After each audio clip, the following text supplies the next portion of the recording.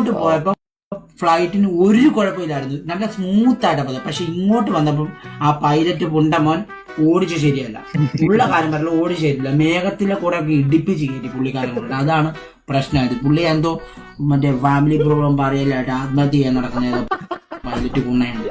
അവ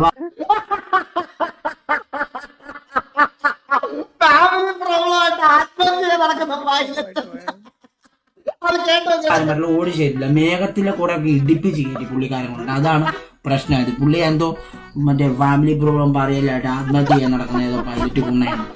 അവ കൊല്ലിക്കാൻ നോക്കി, ഉറപ്പായിട്ടും കൊല്ലിക്കാൻ നോക്കി.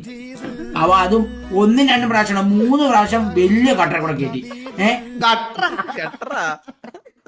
4-5 പ്രാവശ്യം 6-7 പ്രാവശ്യം ഒക്കെ നല്ല അതാ ഫുള്ളനക്കം ഫുള്ള്